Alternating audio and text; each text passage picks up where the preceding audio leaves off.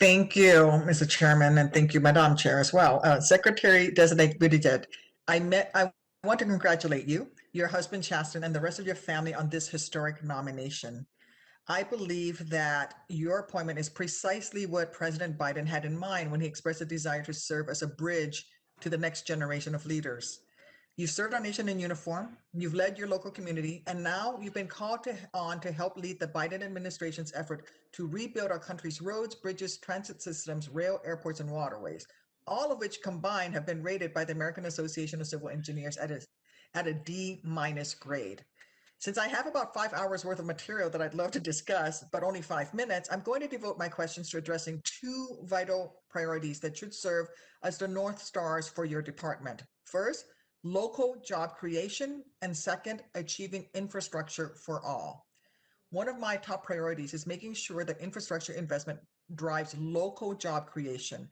I think this is especially relevant because this is an area where the department doesn't need to wait on Congress to act. Under your potential leadership, the department could take action to propose a new rule that strengthens local economies in Illinois and throughout the country. Furthermore, enhancing local hire efforts should attract bipartisan support since solving the problem requires eliminating or dramatically overhauling a 34-year-old regulation that is bureaucratic, antiquated, and worst of all, harmful to local job creation. Based on my own experience, repealing an ineffective one-size-fits-all regulation may be one of the most productive first steps for a new administration.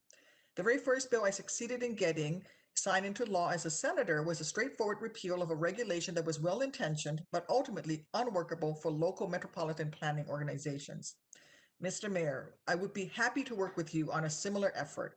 We should empower local mayors, city councils, indeed any recipient of federal funds to implement job creation programs that promote hiring local residents to get to work rebuilding the very communities they live in. Mayor Buttigieg, will you work with me to eliminate this anti-growth regulation and replace it with a modern rule that actively encourages infrastructure projects to hire local workers? Thank you, Senator. I look forward to working with you on this. We need to make sure that we're doing everything we can to support local economic growth, and I recognize that it's been a long time since those local hire provisions were written, and there's an opportunity to bring them up to speed. Thank you. Now I want to turn to another issue of critical importance, making sure that transportation systems funded by all Americans are actually capable of serving all Americans. You know, I'm not one to mince words, so I'll just be frank. The transportation community has failed the disability community over and over again. From Amtrak squandering the incredibly generous implementation timeline under the Americans with Disabilities Act, to airlines making travel more difficult for people who require service animals, to transit systems often failing to keep elevators working, the disability community has been left stranded far too often and for far too long.